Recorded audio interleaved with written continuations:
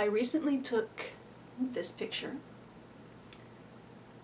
and immediately thought, you know, while I was setting it up, that these look like 1970s teenagers in a cartoon who solve mysteries.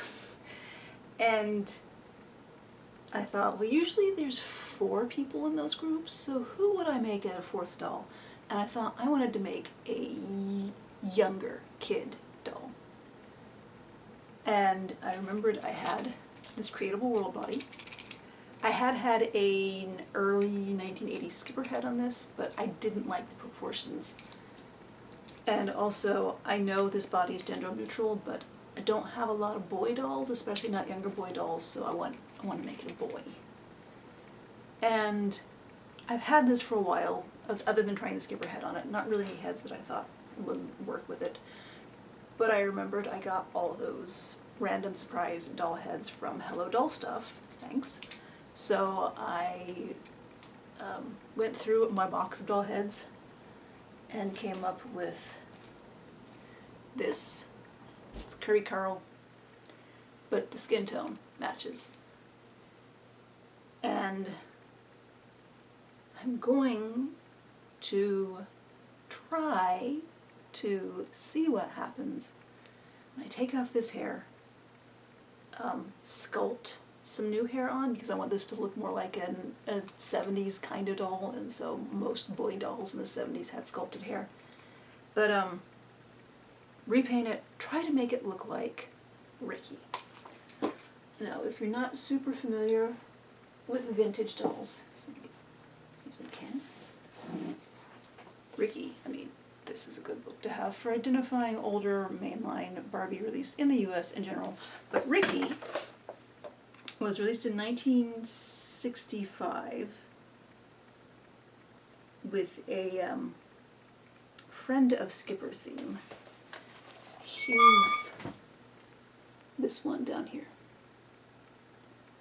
which I am very amused because the camera is recognizing that face as a face.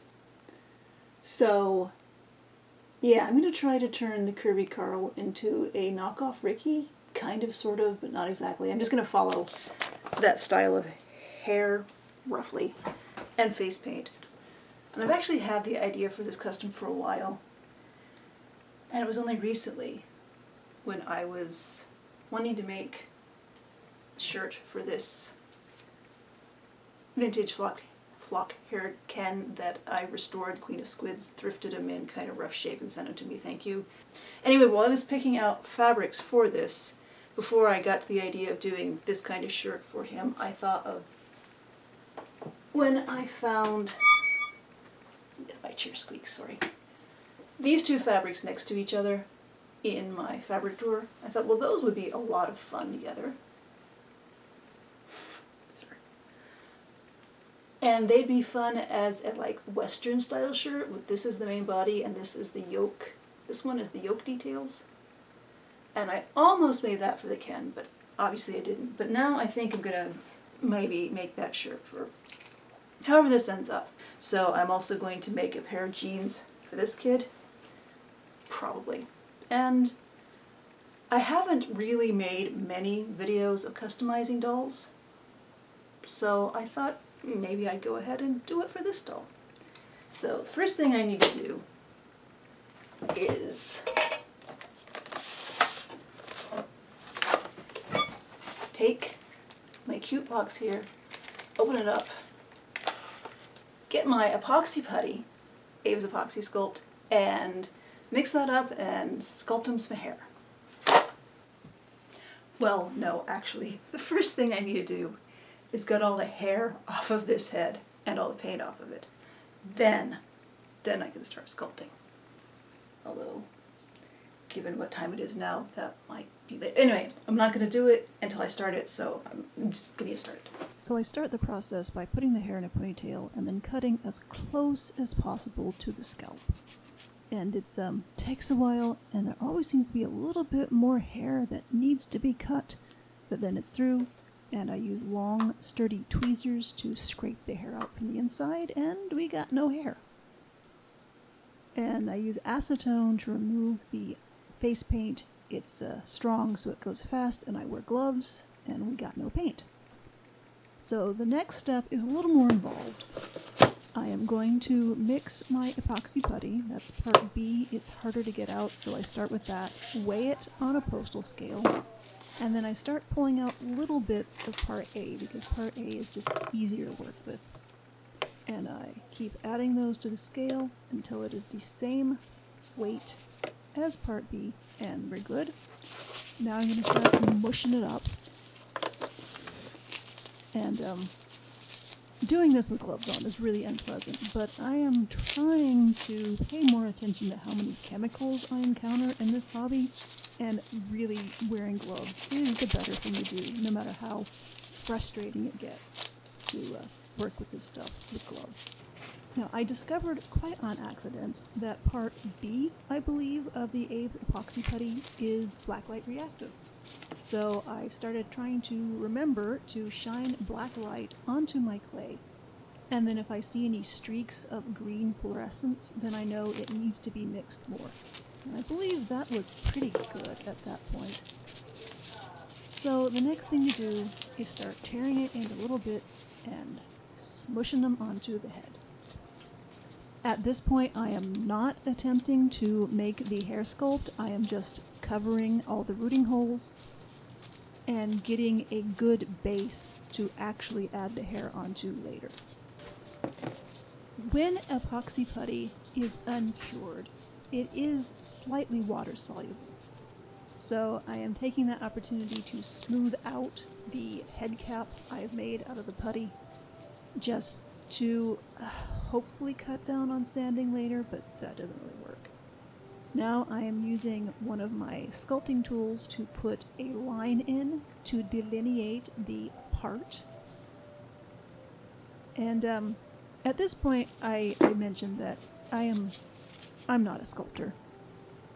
3D modeling, sculpting in the real world just doesn't come naturally to me. I love assembling things from existing things, like making clothes or putting doll parts together.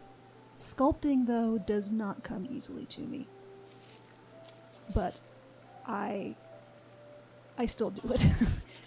So I've gotten the scalp covered with the epoxy putty, and I'm rolling out a snake of epoxy putty to smush onto the layer, and because it's still a little wet, it doesn't want to stick to the wet putty. It wants to stick to the gloves. But I'm doing this to start building the hair definition. I'm not going for natural looking for hair. I'm going for 1970s toy style helmet hair. So more snakes of putty mushed on and more carving with the tools, and that is done.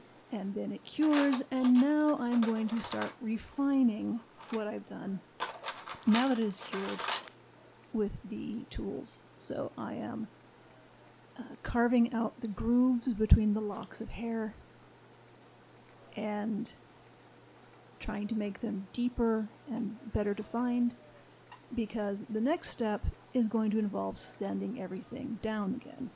So I want to get these a little more exaggerated than I want the final look to be, I hope.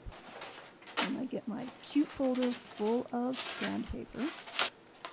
Choose a fairly small grit, not too small because I don't want this to take forever, but not too coarse because I don't want to have to go over it a lot.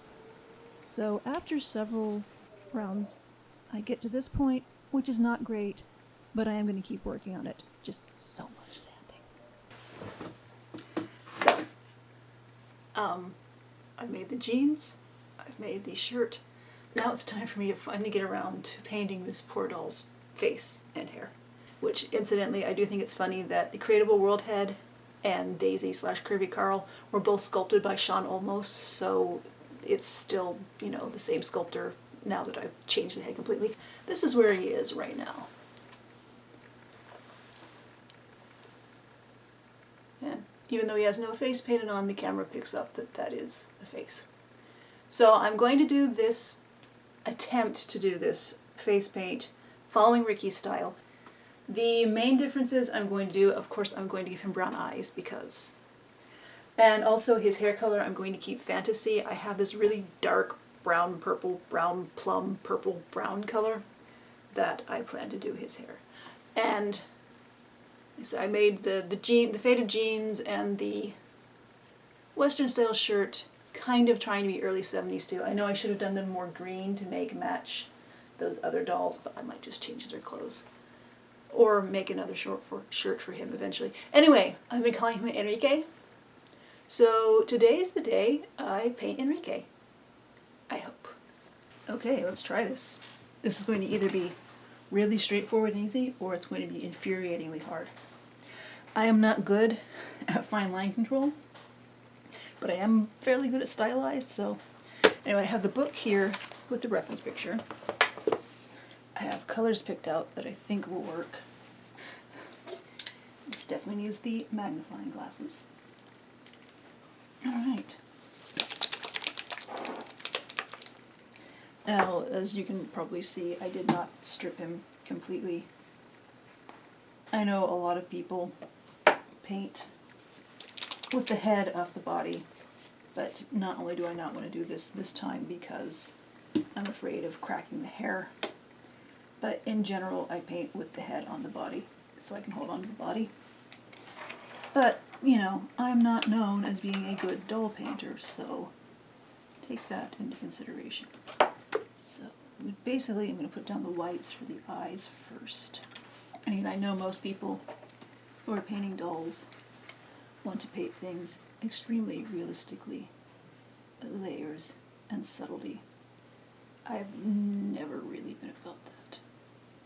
Alright, I'm trying to remember the advice I saw somewhere where if you always paint one eye worse, or one side worse, and with me that's the left side, start with that side.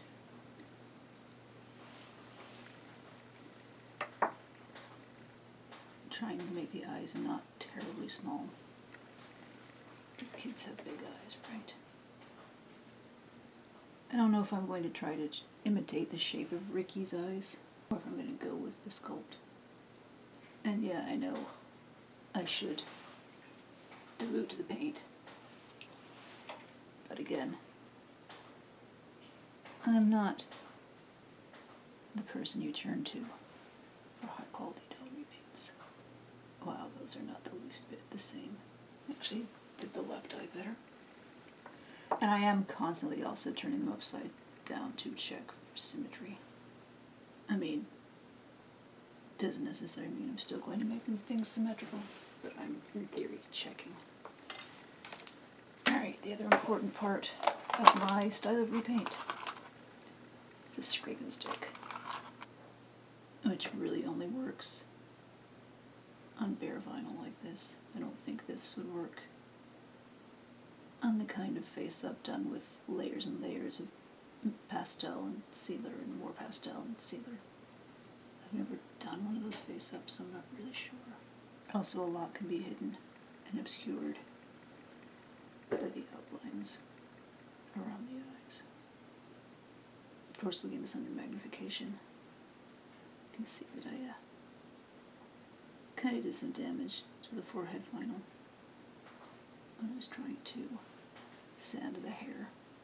There was actually more, like a lower layer of helmet hair, floppy 70s bangs across the forehead, but I didn't like it, so I picked it off, and unfortunately you can still see where they were. I just dipped the toothpick in water,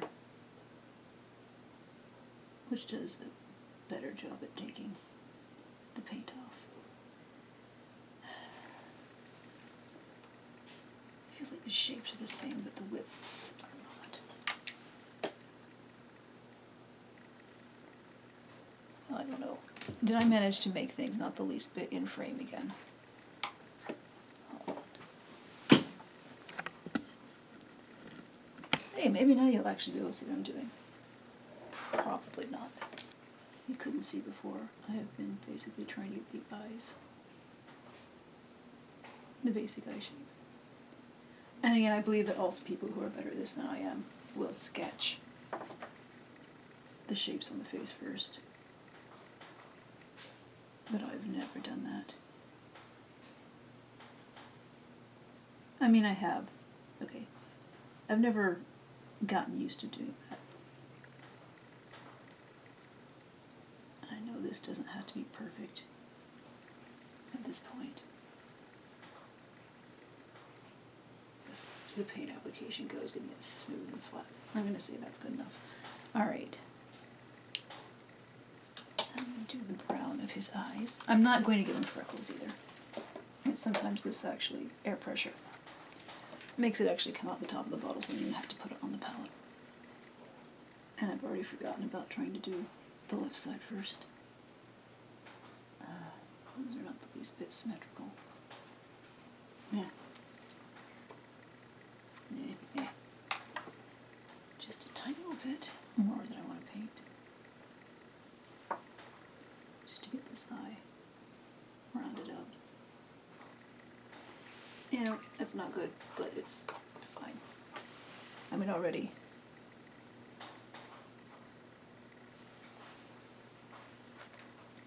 Okay, now the black parts. I guess this is where I'm going to be imitating Ricky a little more. I guess I'm not really ricketating. I'm not specifically imitating Ricky as much as I'm taking heavy inspiration from him. And I'm not going to switch to a smaller brush. Alright, so there's black on the sides of the iris, but not the bottom. And along the top of the eye, but not the bottom of the eye. Alright, this child might be very sarcastic. That's fine. Okay, I'm being way too heavy-handed with that. Oh, I think I can make it work. Alright, I'm not done with the black. I need to go back over.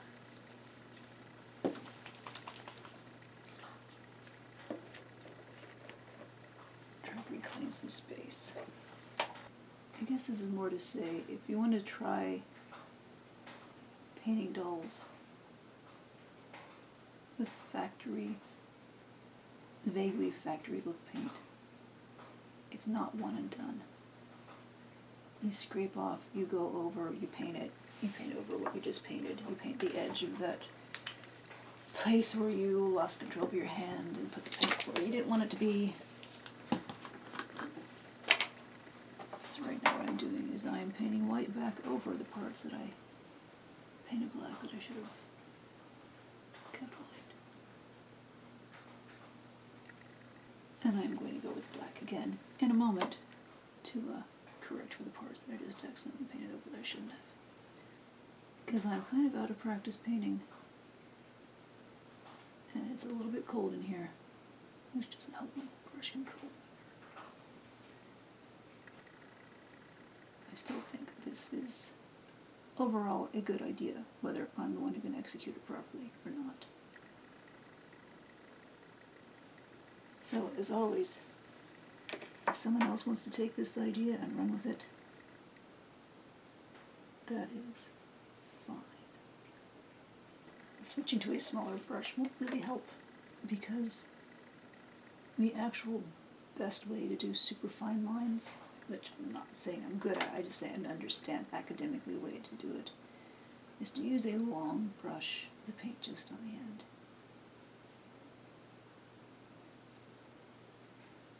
Instead of using just a overall small, tiny little brush. Yes, I am very amused that the left eye is turning out so much better, when usually my left eyes are terrible. Well, it's the right eye, the eye on the left side, my left. Again, if you want really fine lines, you paint thick lines and then paint over the edges of them. Alright, that's not great. Now,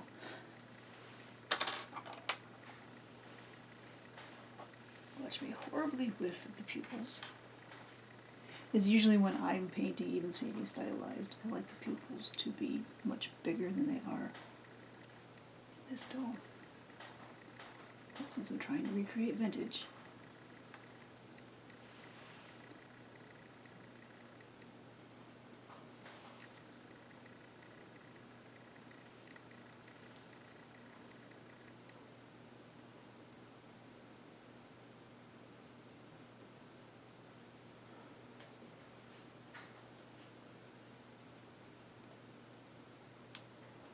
trying to recreate vintage. And I probably won't be doing any pictures up too close. And here's how we are for now. I still have to put the white lights on when the black pupils have dried. And I guess I'll go ahead and paint the lips. The eyebrows I'm not looking forward to because I'm never good at eyebrows. Yeah, never. Plus the eyebrows on this one, I have the hair. It's going to throw me off. I guess I could use this in reference thing I made a while ago. But I still need to let the pupils dry before I potentially stick anything on them. Alright, I guess I will use a pencil. So the way I have this done, I have this cut out in the center for the nose. And I have two little cuts on the side to align with the edge of the nostrils. And then I have various notches, clips made in the top of the paper that I made while I was folded in half, so they are equidistant from each other. In theory, they can help get the brows in the right place, but I am not good with brows. Of course, even this example doll in the book here, his brows aren't perfect, but I know for a fact that we are all able to forgive a lot more in a commercial doll than we are in our own paint, aren't we? The hair is throwing this off a bit. Alright, so we'll go from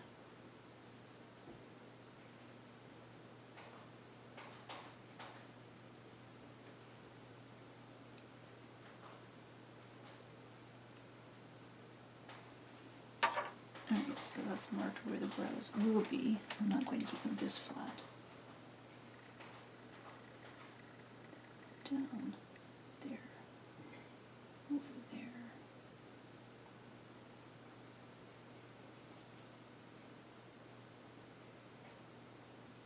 Connect to there. As you can see right now, there's still plenty of opportunities for me to get this incredibly asymmetrical. But at least they'll be in roughly the same place, in theory. Okay, so I'm going to go ahead and use my planned hair color for the eyebrows. And they actually might be nice and symmetrical, but just really, really high. Yeah, they're not symmetrical anymore at all. It's a good idea that other people use it no problem, but not me. Alright, I'm going to let those dry a little, and then start scraping. So I guess right now, do white dots in the eyes.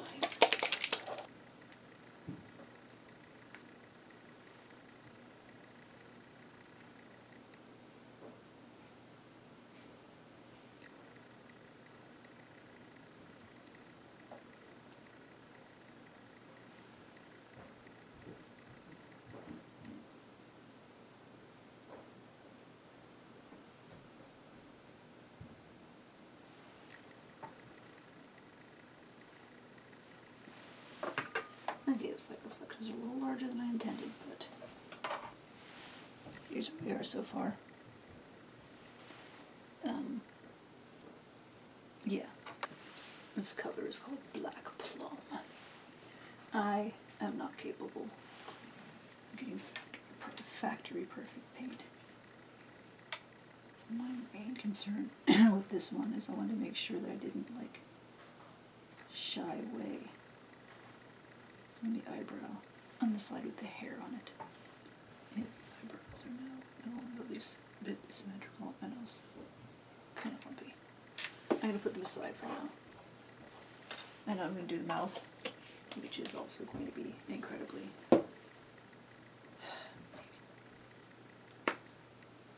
no idea if this is a really appropriate color. I'm basing it as much on Ricky's original lip color as on what someone of this ethnicity or skin tone would have.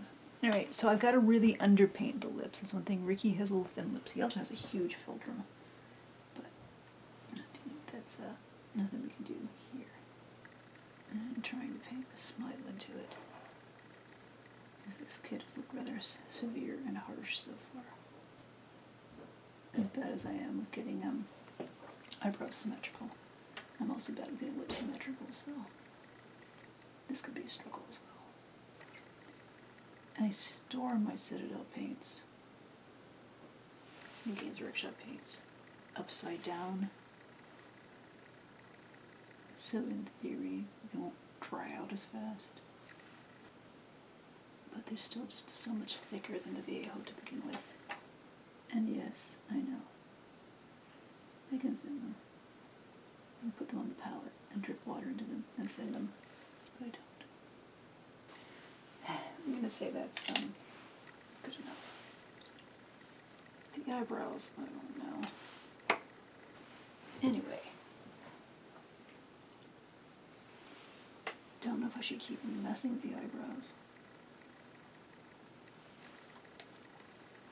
or if I should just seal the face and move on to the hair and be done. I say as I keep messing with the eyebrows.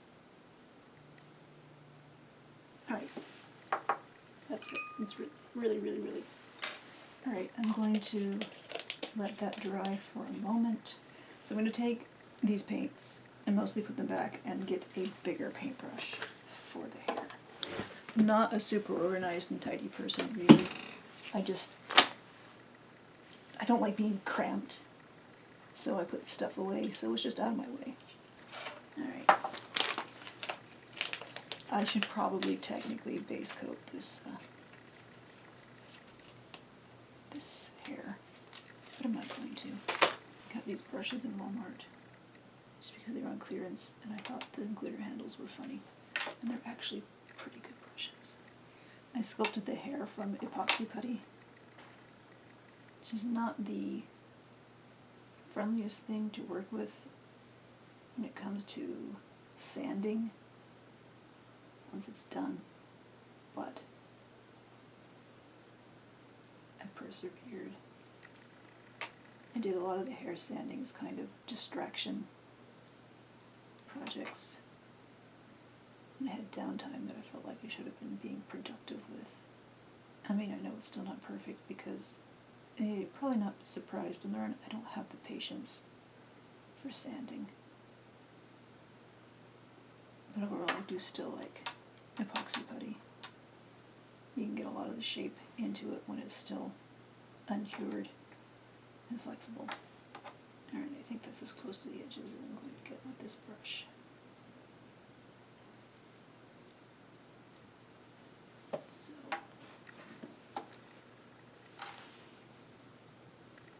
and I'll rinse that.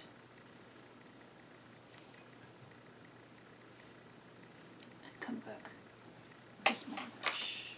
And I know I'm probably going to end up with paint on my shirt. I didn't start the day thinking I would be doing this project. I almost never wear this much white. And I am intentionally painting slightly onto the forehead. Not only to hopefully try to cover some of the damage I did while I was sanding, but also because a lot of Ken hair paint escapes the bounds of the hair and goes onto the forehead final. Now I know, like I said, I don't have the patience for sanding, so I know that once this is all painted and sealed, and it's going to be very obvious what a bad job I did. But like I said, that's expected. It's fine. I stopped painting dolls so much a few years ago, and my skills, which are never really great dealing with, atrophied fast.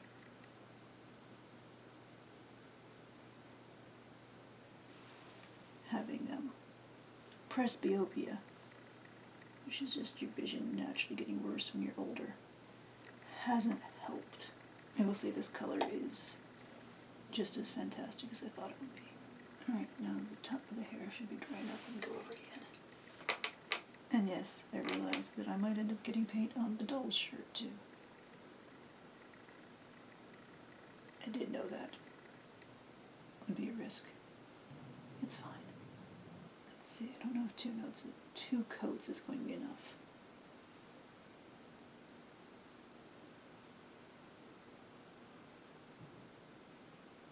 That first coat definitely was not.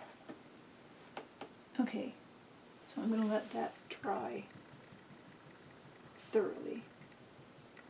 See how the coverage looks. If it needs another coat, I will give it another coat of Deco Art Americana Black Plum acrylic paint. I've had this, like I said, possibly 20 years. It's a great color though. And then I will seal things, maybe try to clean things up a little more, like get the dust out of his ears, stuff like that. But yeah, of course, you can't even see his face there. I think other than sealing, he's done. You'll know after this edit. Okay, I have had enough time to seal everything and dye my hair, which has nothing to do with this project. I'm just acknowledging that, yes, my hair has changed color since the last time I was in this video. So here he is. He's not perfect, like I said. My paint never is perfect. But he gets the point across, I'm pretty sure. A vintage style kid named Enrique. I also took the time to dress the rest of the squad in coordinating sets of blue, which I instead of holding them awkwardly, I'll show you, I did take some nice pictures.